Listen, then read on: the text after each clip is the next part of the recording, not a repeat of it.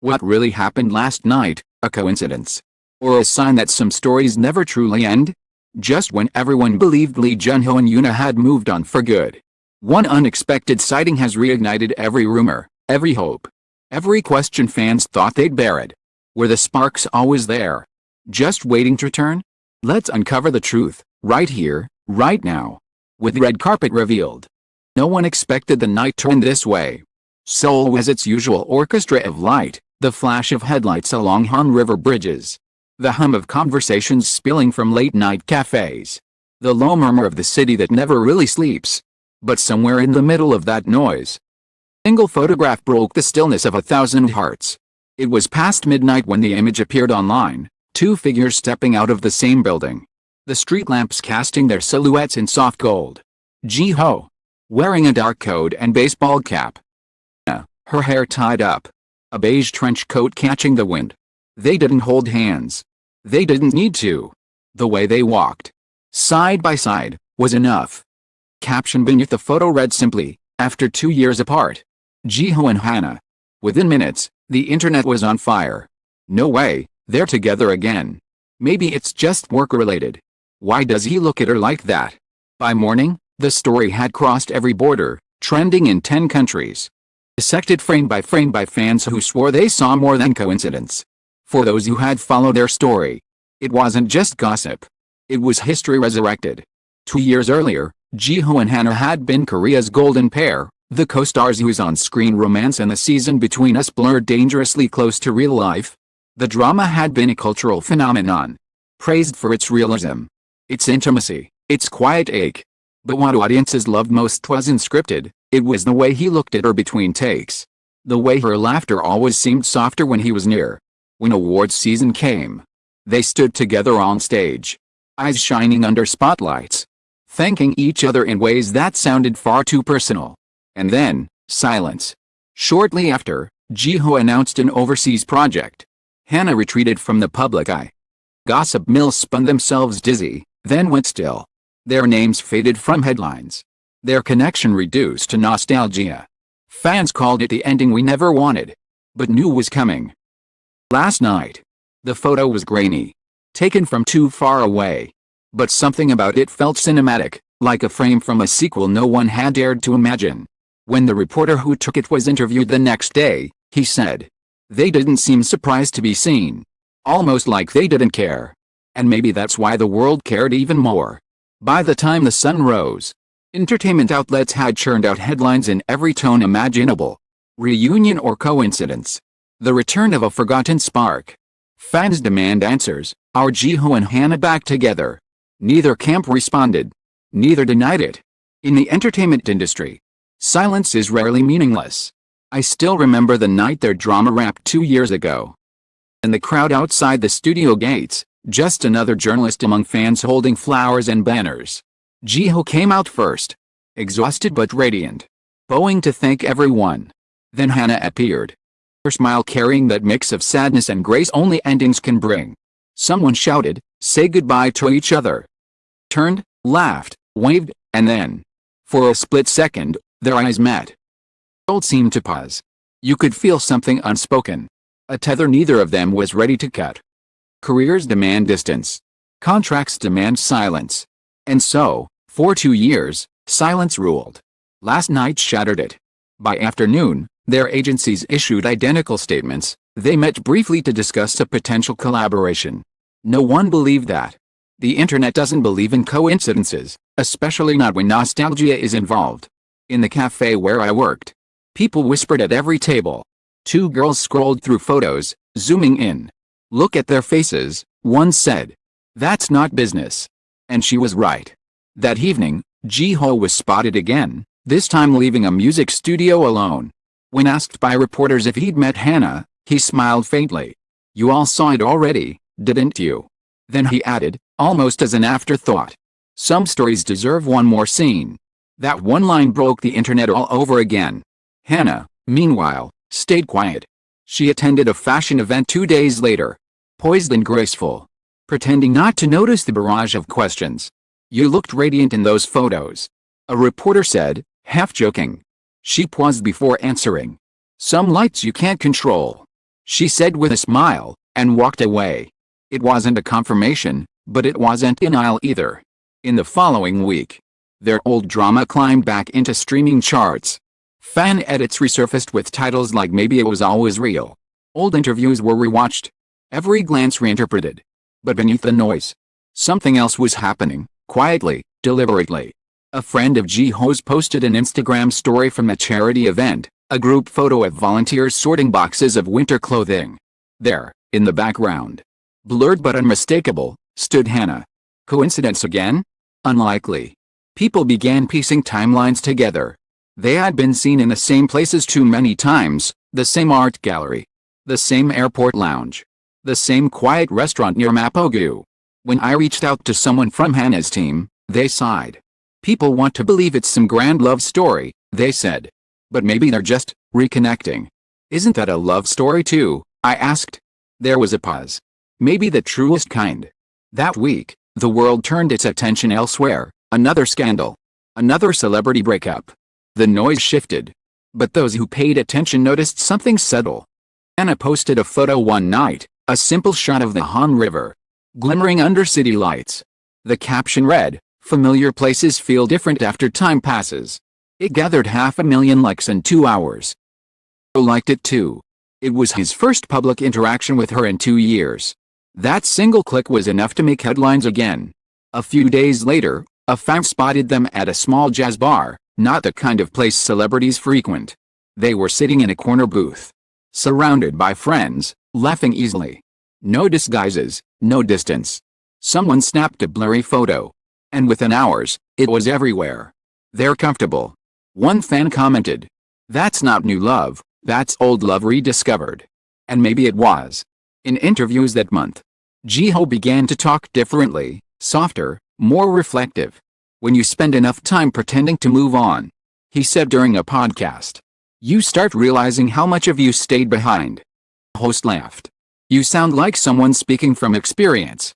"Maybe I am," he replied, smiling. It's the kind of line that made fans collectively gasp. Meanwhile, Hana accepted a new role, her first in over a year, a romantic film titled Echoes of the Night. During the press announcement, when asked what drew her to the project, she said, "It's about two people realizing that timing doesn't decide everything. Sometimes, the heart waits longer than the calendar." Fell silent. When the interviewer mentioned Jiho's name, she smiled politely. "He's a good friend." But her eyes said something else. Weeks passed, both their schedules overlapped again, same award shows, same brand events. Sometimes, they passed each other on red carpets, exchanging polite greetings that photographers devoured like miracles. And then came the awards night. It was nearly the end of the year, the air crisp, cameras mercilessly bright. Hana arrived in a silver gown, poised as ever. Jiho followed shortly after. Classic black tuxedo. Calm confidence masking something unreadable. Hadn't been photographed together since that first night. Till now, when Hana's film won Best Feature, she walked on stage, thanking her team, her director, her fans. Then she paused. "And to someone who reminded me that beginnings can happen even after endings, thank you." In the audience, Jiho looked up from his seat, smiling faintly. The camera squatted, and for a moment, the world seemed to hold its breath. By dawn, social media had already decided, they're back. But to those who had truly watched them over the years, it didn't look like a back. It looked like a continuation. And for Jiho and Hana, who had once promised to keep their story private, the hardest part was realizing that maybe some stories don't belong to them anymore. That night, as the lights of the awards show faded and the city outside glimmered, Jiho wrote something on his private journal. Words later leaked anonymously online. "The world keeps asking what changed. Maybe nothing did. Maybe we were just waiting for the right silence to end." Night after the awards show, the city seemed slower somehow. Traffic lights blinked through a drizzle that refused to become rain. Somewhere on the edge of Seoul, a car stopped by the river. Inside, Jiho sat with a window half open, watching the water shimmer beneath the bridges. The echo of Hana's voice still lingered in his ears. Beginnings can happen even after endings. He didn't know whether she'd meant him. But maybe it didn't matter. Some truths don't need names.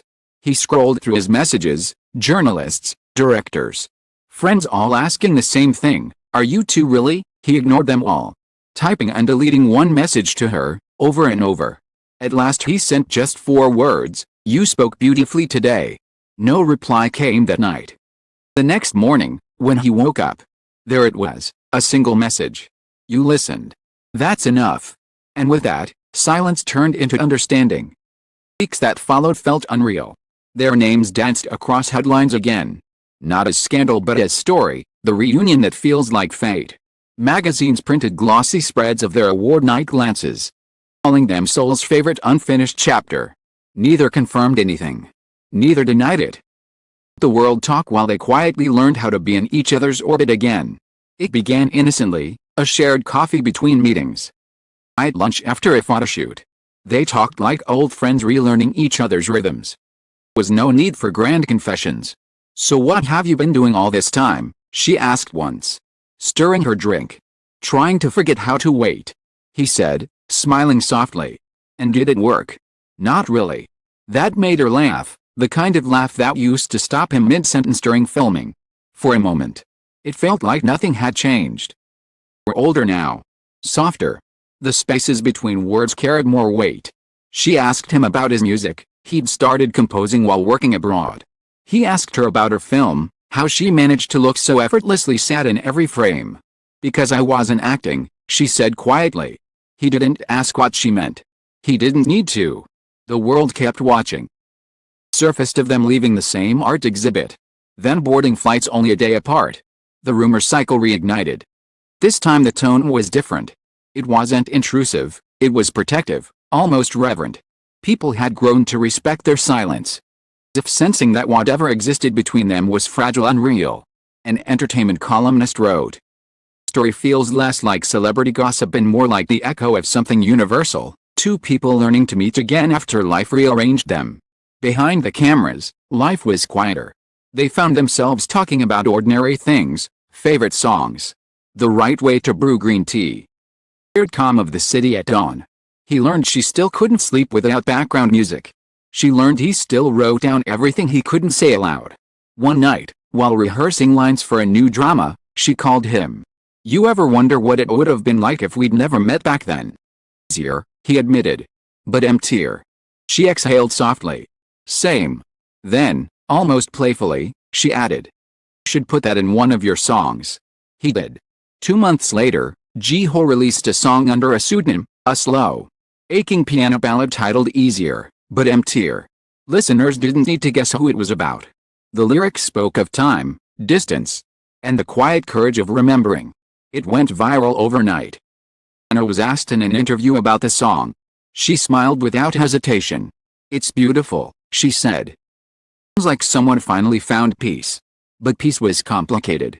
With a renewed attention came offers, commercials, films, reality shows eager to reunite them publicly. Used all of them. Fame had already written too much of their story. This time, they wanted the space to write it themselves. And yet, fate had other plans. One spring afternoon, an invitation arrived, a charity gala celebrating the success of the season Between Us. The very drama that had first brought them together. Organizer insisted both attend. It would mean so much to fans, they said. She hesitated. "It'll start the noise again," she told him on the phone. "Then let it," he said simply. "If the world can't stop talking, at least let it talk about something good." And so, they went. The event was held in a glass-domed hall overlooking the Han River. Chandeliers shimmering like constellations. He arrived first, crisp in a navy suit. The storm before breaking. When she entered, silver dress, hair swept low, the room actually fell silent for a heartbeat. They greeted each other with a bow. Right, professional. But the cameras caught the moment their eyes met. And that was all it took. They sat side by side during the tribute segment, watching clips from the drama that had changed everything. On screen, their younger selves laughed under the rain. Happiest of the years waiting ahead. She leaned toward him and whispered, "Feels like another lifetime." He smiled. "Maybe that's how you know something was real, when it still hurts to remember." Her eyes softened. "It doesn't hurt." She shook her head slowly. "Not anymore." Outside, the city lights blurred through the glass. And for the first time in 2 years, at each other not as actors or headlines, but simply as people who had survived time. When the event ended, they slipped away before the press could swarm. Walking through the quiet parking lot, he asked, "Do you regret any of it?"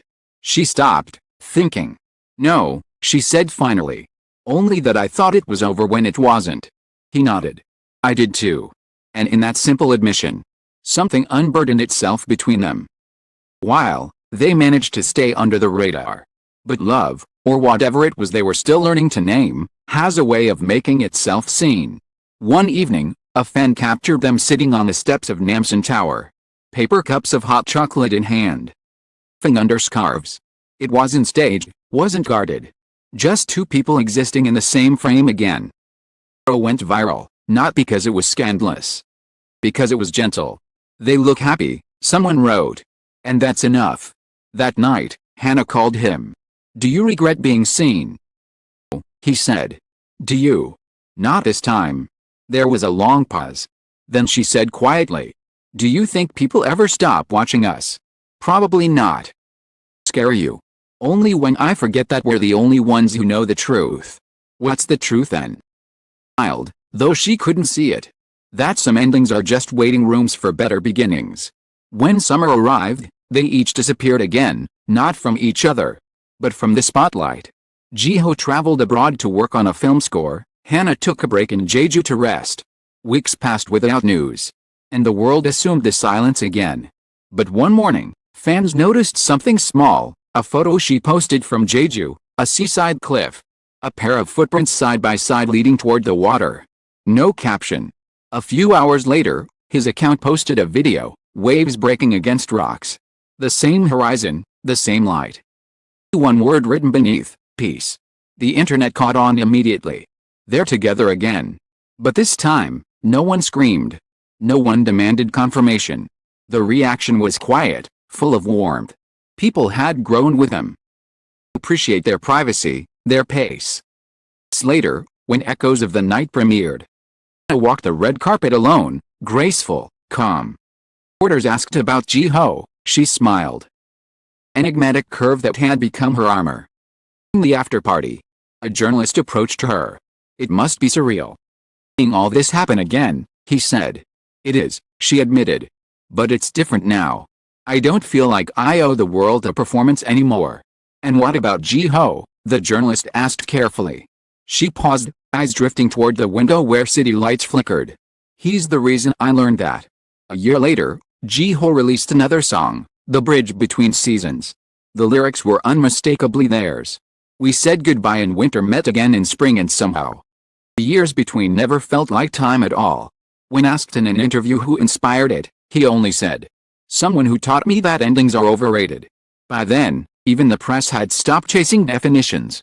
The story had evolved beyond romance. It had become a testament to something deeper, the endurance of connection, the grace of timing, the quiet beauty of finding peace with your past. Years later, when people spoke of Jiho and Hannah, it was with nostalgia, not hunger. Their names became shorthand for a certain kind of love, mature, imperfect, unfinished in the most beautiful way. So often, an old fan post would resurface, the photo of them leaving the restaurant that night when everything began again. The caption remained the same, everyone thought it was over. But time had written the rest of the sentence for them. They remembered that some stories don't end, they just return when the world is ready to listen.